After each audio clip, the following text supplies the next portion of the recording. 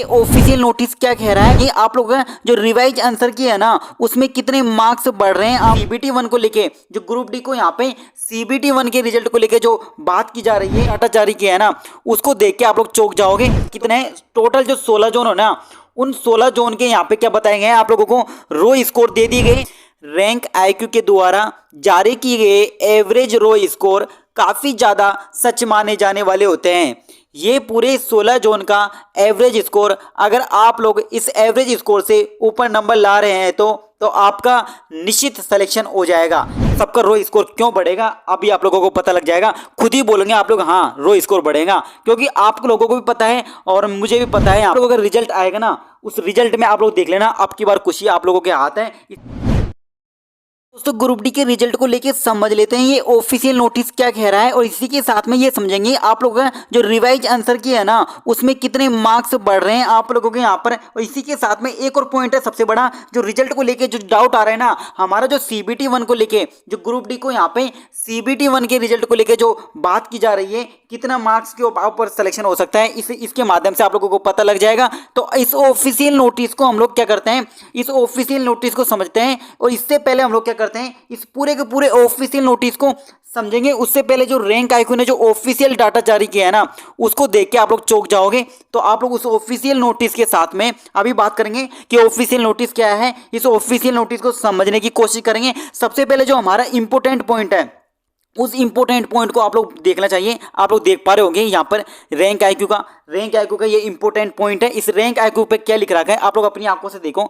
Rank IQ पे क्या लिख रखा है, ये आप लोगों का रो स्कोर के बारे में बात कर रहा है, रो स्कोर के बारे में बात कर रहा है। देख लो आप लोग क्या लिख रखा है, rank IQ based on raw score. और इन्होंने हर जोन के जो टोटल हमारे कितने टोटल जो 16 जोन हो ना, उन 16 जोन के यहाँ पे क्या बताए गए हैं आप लोगों को, रो स्कोर दे दिए गए। और ये रो स्कोर से जिनके ऊपर नंबर आ रहे हैं, ये क्या लिख रखा है आप लोग ध्यानपूर्वक समझो, ध्यानपूर्वक पढ़ो, इसे केयरफुली पढ़ो। ये क्या लिख रखा है आप भी मेरे साथ पढ़ो। रैंक आईक्यू के द्वारा जारी किए गए एवरेज रो स्कोर काफी ज्यादा सच माने जाने वाले होते हैं।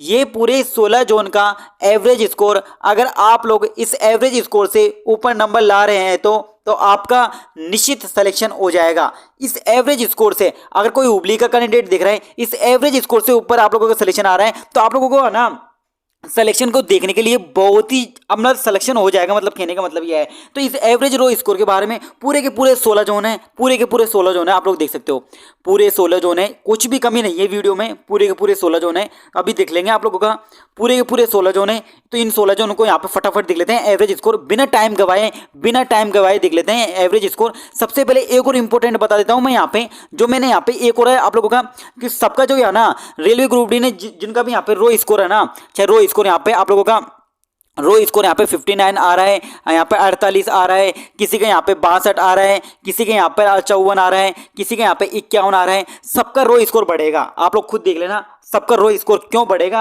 अभी आप लोगों को पता लग जाएगा।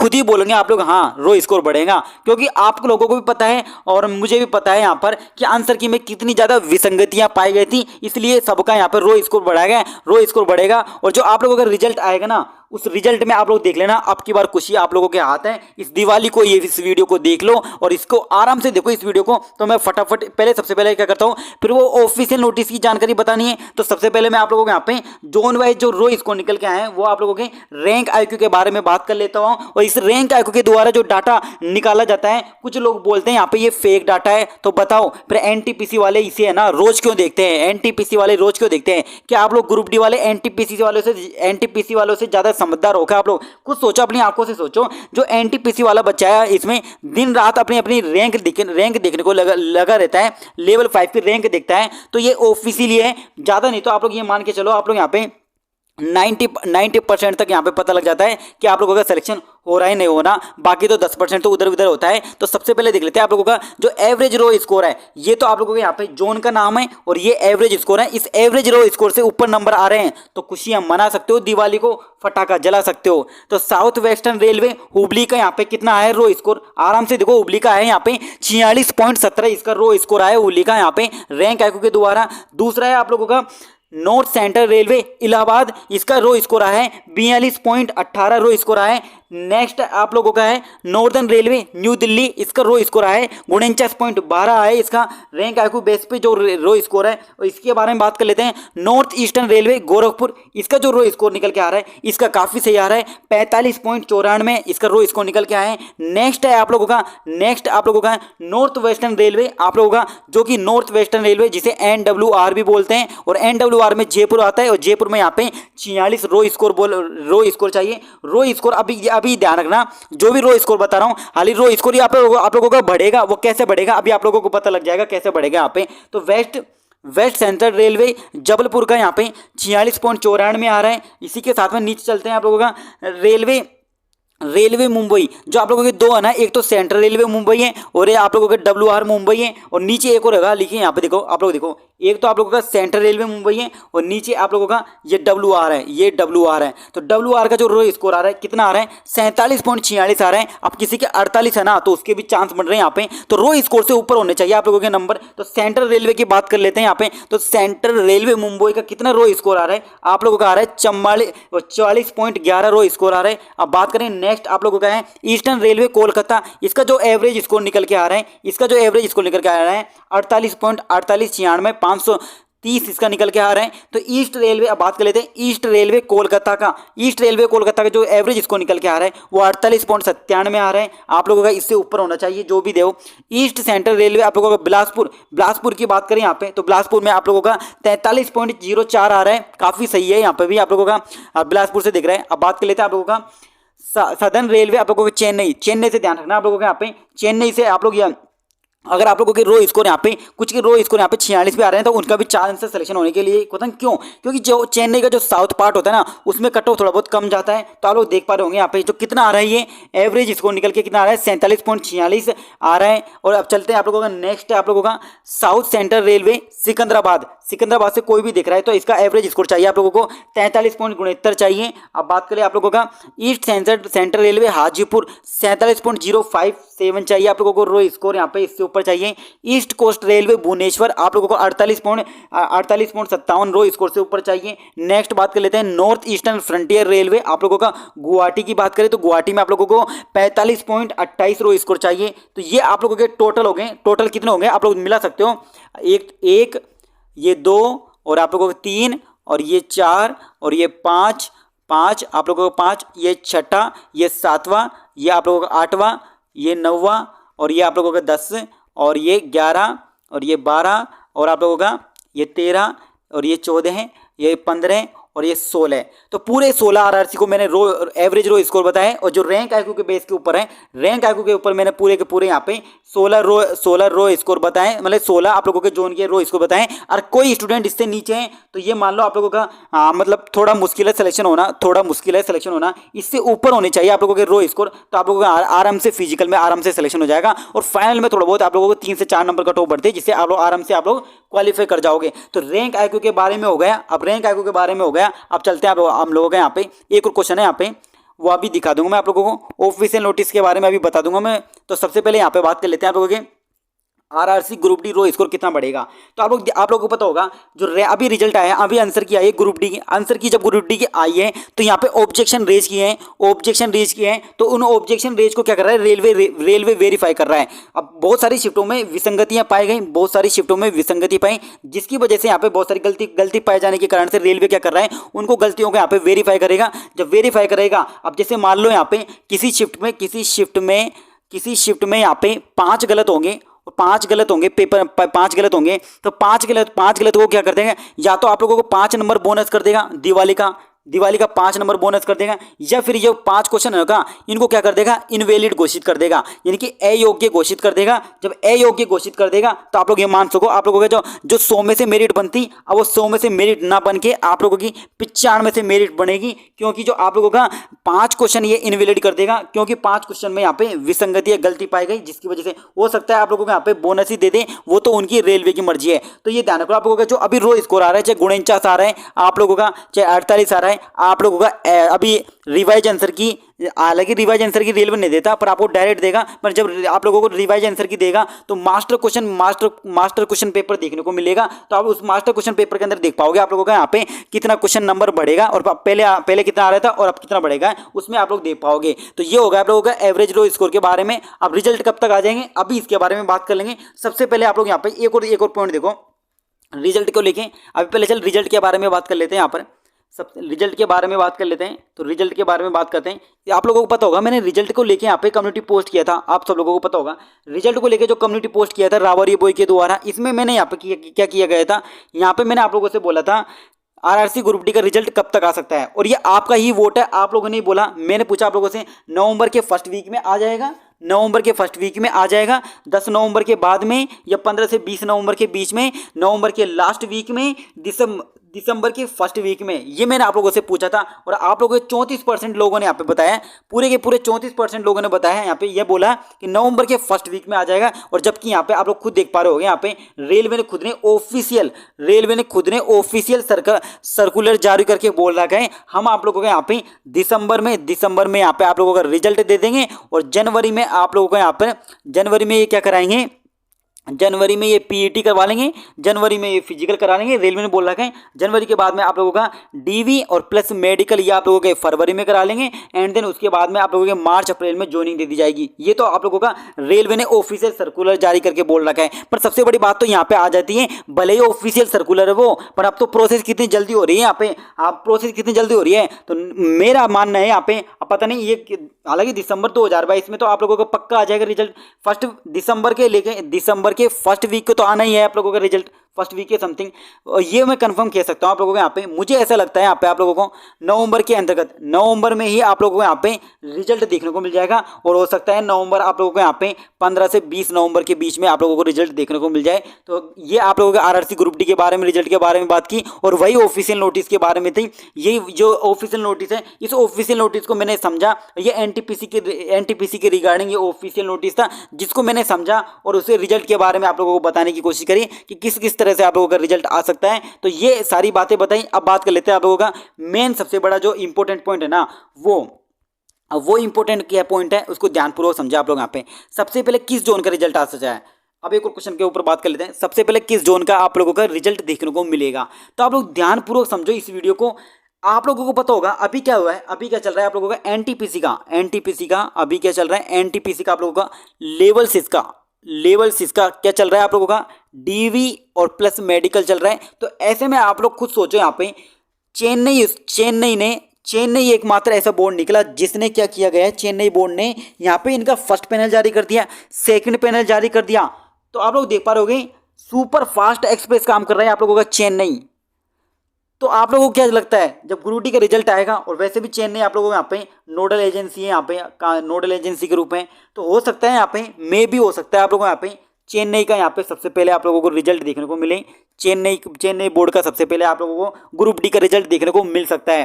तो इस जोन का ज़्यादा पॉसिबिलिटी है, इस जोन का यहाँ पे आप लोगों को रिजल्ट देखने को ज़्यादा से ज़्यादा मिल सकता है, मतलब जल्दी ही मिल सकता है यहाँ पे। तो ये हो गया आप लोगों के ऑफिशियल रिजल्ट को लेके। अब बात कर लेते हैं सबसे बड़ा जो इंपॉर्टेंट पॉइंट है, वो पॉइंट बात कर लेते हैं यहाँ पे। रिजल्ट आने के बाद में आप लोगों को फिजिकल का कितना टाइम लगेगा, जिनमें मैं यहाँ पे बताना चाहूँगा। फिजिकल के लिए टाइम आप लोगों को 20 से 25 दिन लगेंगे, 20 से 25 दिन मिलेंगे, 20 से 25 दिन मात्र मिलेंगे आप लोगों को यहाँ पे। जैसे ही आप लोगों का रिजल्ट आ जाएगा तो 20 से 25 दिन मिलेंगे। तो ऐसे में आप लोग यहाँ पे फिजिकल के दो पार्ट है उनको सही तरीके से नहीं कर पाओगे। एक जो पार्ट है आप लोगों का वो रनिंग का है, जो ही इंपॉर्टेंट है, उसी में ही सबके सब यहाँ पे लुढ़कते हैं, उसी में ही सबके लुढ़कते हैं। लगभग यहाँ पे 60% तक लुढ़क जाते हैं इसमें, और बाकी यहाँ पे 40% रह जाते हैं और आगे उनको जो मिलती है। और बीच में बात करें एक और पॉइंट आप लोगों को फिजिकल में आप लोगों का 35 केजी का वजन उठा के आप लोगों को 2 मीटर आप लोगों को वो 100 मीटर कितना है वो आप लोगों को चलना है, यानी कि 100 मीटर चलना है आप लोगों को, 100 मीटर चलना है। अब 100 मीटर आप लोगों को कितने मिनट में चल लेते हो, वो आप लोगों को 2 मिनट समय दिया जाएगा, ऐसा कुछ समय है। तो ये ध्यान रखो आप लोगों को यहाँ पे फिजिकल का आप लोगों के लिए बहुत ही कम टाइम दिया जाएगा और इसमें आप लोगों का यहाँ पे फिजिकल बार बार मतलब उसके लिए प्रैक्टिस करनी पड़ती है, उसके लिए स्टेमिना बनाना पड़ता है। तो काफ़ी ज़्यादा अभी से आप लोग फिजिकल की तैयारी करने लग जाओ। अभी बता दूंगा आप लोगों के यहाँ पे कितने रो स्कोर होने चाहिए ताकि आप लोग फिजिकल की तैयारी करना स्टार्ट कर दो। अब सबसे पहले बात कर लेते हैं यहाँ पे आप लोगों के रो स्कोर कितना आ रहा है ताकि आप लोगों के यहाँ पे ग्रुप डी में आप लोगों को सिलेक्शन मिल जाए आराम से और आप लोग यहाँ पे सिलेक्शन ले पाओ। तो आइए आप यहाँ पर देख लेते हैं, आप कट ऑफ के बारे में देख लेते हैं। देखो कट ऑफ के बारे में देख लेते हैं यहाँ पे। देख कितने मार्क्स पर आप लोगों को रनिंग स्टार्ट कर देनी चाहिए, अब समझते हैं इसको। आराम से समझना है आप लोगों को कितने मार्क्स पर आप लोगों को रनिंग स्टार्ट करनी है। तो आप लोग खुद को पता होगा आप लोगों को यहाँ पे पेपर का लेवल के बारे में पता होना चाहिए आप लोगों को। यहाँ पे पेपर का लेवल कैसा है, आप लोगों ने यहाँ पे फर्स्ट फेज में एग्जाम दिया, सेकंड फेज में एग्जाम दिया, थर्ड फेज में एग्जाम दिया और आप लोगों ने फोर्थ फेज में एग्जाम दिया और फिफ्थ फेज में एग्जाम दिया। आप लोगों ने लगातार एग्जाम दिए यहाँ पर। तो आप लोगों को खुद पता होगा अपनी आंखों से कि आपकी शिफ्ट कैसी आई है, आपकी शिफ्ट कैसी आई है, इजी टू मॉडरेट आई है, ये मॉडरेट टू टफ आई है, आप लोगों को पता होगा। तो अब आप लोगों को पता है यहाँ पे जब मेरी शिफ्ट इजी टू मॉडरेट आई है तो जनरल कैटेगरी के लिए जो रो स्कोर चाहिए वो जनरल कैटेगरी के आप लोग यहाँ पे रो स्कोर सुन सकते हो। अब कम से कम आप लोगों को रो स्कोर चाहिए यहाँ पे फिजिकल के लिए बता रहा हूँ मैं आप लोगों को। यहाँ पे करीबन आप लोगों को 56 के समथिंग चाहिए, आप लोगों को 56 के समथिंग। और ओबीसी से हो आप लोग यहाँ पे तो ओबीसी से हो तो आप लोगों को 54 पे काम चल जाएगा। और ईडब्ल्यूएस से हो तो आप लोगों को यहाँ पे आप लोगों को 50 से लेके 52 के बीच में हो जाएगा। और एससी और एसटी से हो तो आप लोगों को यहाँ पे 48 या 50 के समथिंग आप लोगों का रो स्कोर आना चाहिए। ये इजी टू मॉडरेट के लिए है। और जब परसेंटाइल नॉर्मलाइजेशन होगा और रिवाइज आंसर की आएगी तो आप लोगों की ये रो स्कोर बढ़ जाएंगे और फाइनल कट ऑफ आप लोग आराम से क्वालिफाई कर जाओगे। तो ये हो गया आप लोगों के यहाँ पे जनरल कैटेगरी संबंधित और ओबीसी कैटेगरी संबंधित। अब बात कर लेते हैं आप लोगों का जिनकी शिफ्ट यहाँ पे मॉडरेट टू हार्ड है। अब मान लो एग्जाम्पल के लिए बता देता हूं मैं आप लोगों को। जोन है, कौन सा जोन है आप लोगों का, एक है हुबली जोन, उसको ध्यान से समझो। ये है हुबली जोन। तो हुबली जोन में आप लोगों का 11 अक्टूबर का एग्जाम देख लो, 6 अक्टूबर का एग्जाम देख लो। बच्चों को यहाँ पे क्या पिला दिया गया, पानी पिला दिया गया। और पानी पिला दिया गया कहने का मतलब है पेपर की डिफिकल्टी लेवल काफ़ी ज़्यादा अच्छे लेवल की आई, जिसकी वजह से वहाँ पे जो रो स्कोर आ रहे हैं ना, अब ये मैंने रो स्कोर बताए ये वाले, ये तो आप लोगों के यहाँ पे इजी टू मॉडरेट शिफ्ट के लिए हो गए। और ये यदि आप लोगों की शिफ्ट मॉडरेट टू हार्ड आई है तो आप लोग जनरल कैटेगरी से हो तो जनरल कैटेगरी से जो स्कोर चाहिए आप लोग उसको सुनो। और जो ओबीसी से चाहिए उसको देखो। और ईडब्ल्यूएस से कितना चाहिए और एससी से कितना चाहिए, एसटी से कितना चाहिए उसको ध्यान से दो। तो मॉडरेट टू टफ शिफ्ट की बात कर रहे हैं यहाँ पे। कम से कम आप लोग जनरल कैटेगरी से हो आप लोग यहाँ पे तो आप लोगों को अरे शिफ्ट कठिन आई है तो आप लोग ये मान के चलो आप लोगों को यहाँ पे आप लोगों को 48 पे आराम से हो जाएगा। और आप लोग ओबीसी कैटेगरी हो आप लोग यहाँ पे आप लोग ये मान के चलो 46 से लेके आप लोगों को यहाँ पर आराम से आप लोगों को 44 या 46 आप लोगों को आराम से हो जाएगा। और जो ईडब्ल्यूएस है और ईडब्ल्यूएस और आप लोग ईडब्ल्यूएस और ओबीसी का यहाँ पे 46 से 44 में आप लोगों को यहाँ पे आराम से हो जाएगा, क्योंकि जब परसेंटाइल नॉर्मलाइजेशन होगा तो ये स्कोर बढ़ जाएंगे आप लोगों के। और एससी एसटी में कम से कम आप लोगों को यहाँ पे 40 प्लस तो आप लोगों के नंबर होना ही चाहिए, क्योंकि यहाँ पे जब आप लोगों की हार्ड शिफ्ट आई ना तो 40 वाला यहाँ पे डायरेक्ट यहाँ पे हो सकता है 55 वाले पे आ जाए। ये उनके लिए बता रहा हूँ यहाँ पे जिनकी शिफ्ट मॉडरेट टू हार्ड है, जिसकी वजह से यानी कि मॉडरेट टू टफ आई है उनके लिए बता रहा है। ये मत मान लो ना आप लोग 40 नंबर पे आप लोगों का रिजल्ट बन जाएगा, ऐसा नहीं होने वाला। जो इजी टू मॉडरेट शिफ्ट है उनके लिए नंबर चाहिए आप लोगों को यहाँ पे 59 60 आप लोगों का जो भी है यहाँ पे बताना चाहिए। तो ये आप लोगों को मैंने बताया कि आप लोगों को इजी टू मॉडरेट आइए और आप लोगों को मॉडरेट टू आइए। तो ये जो मैंने कट ऑफ बताई आप लोग यहाँ पे रनिंग स्टार्ट कर सको, आराम से रनिंग स्टार्ट कर दो, कोई प्रॉब्लम आप लोगों को नहीं देखने को मिलेगी। तो इस वीडियो में ये बात होगी। अब हमारा जो नेक्स्ट सवाल आ रहा है यहाँ पे ये आ रहा है, जैसे आप लोगों को यहाँ पे क्या होगा प्रोसेस। अब प्रोसेस आप सुन लो, जैसे आप लोगों का प्रोसेस क्या होगा। अब प्रोसेस आप लोगों को जैसे ये फिजिकल के लिए जैसे आप लोगों का फिजिकल हो जाएगा तो इस फिजिकल के बाद में आप लोगों को फिजिकल का रिजल्ट आएगा।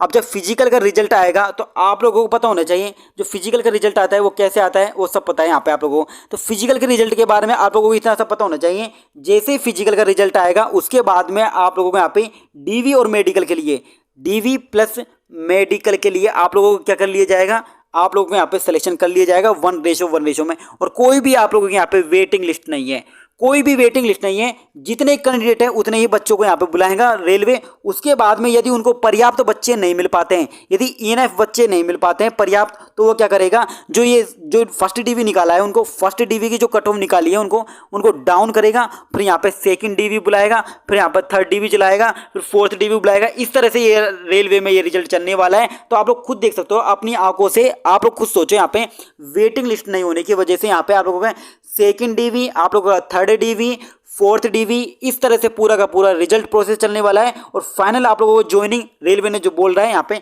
पहले से ऑफिशियल नोटिस जारी करके बोल रखा है, ऑफिशियल नोटिस जारी करके बोल रखा है। और ये मैंने आप लोगों को बताया भी था कि ऑफिशियल नोटिस में आप लोगों का कब तक कंप्लीट कर लिया जाएगा। तो आरआरसी ग्रुप डी में यहाँ पे दिसंबर रिजल्ट 2022 में आप लोगों का रिजल्ट आ जाएगा। और पेट के लिए फिजिकल में आप लोग 2023 में क्वालिफाई कर जाओगे, यानी कि जो डीवी और मेडिकल आप लोगों को हो जाएगा। और मार्च 2023 में आप लोग ज्वाइनिंग करके ले जाओगे। तो ये वीडियो था जिसके बारे में मैंने आप लोगों से बात करी और मैंने काफी अच्छी तरीके से यहाँ पे समझाने की कोशिश करी है। और जिनके भी यहाँ पे एवरेज स्कोर है, एवरेज स्कोर से ऊपर नंबर आ रहे हैं, वो ये मान के चलो यहाँ पे आराम से आप लोगों का सिलेक्शन हो जाएगा। वो आप लोगों को कोई भी टेंशन करने की जरूरत नहीं है। यहाँ पे जो भी है यहाँ पे, और जो ऑफिशियल नोटिस मैंने स्टार्टिंग में दिखाया था वो ऑफिशियल नोटिस वही है। यहाँ पे रिजल्ट को लेकर ही बात करने यहाँ पे वो एनटीपीसी का है, पर मैंने उससे थोड़ा बहुत निष्कर्ष निकाला और ये वीडियो आप लोगों के लिए बना डाला। तो ये था आप लोगों का, और ये 2018 का रो स्कोर है। तो ये 2018 स्कोर है, पर अब कट ऑफ इतनी नहीं जाने वाली, ये आप लोग लिख के ले लो। आप लोगों का जो रो स्कोर है, यदि रो स्कोर 48 से 50-52 पे या 52-60 पे कट ऑफ आप लोगों को दिखने को मिल जाएगी।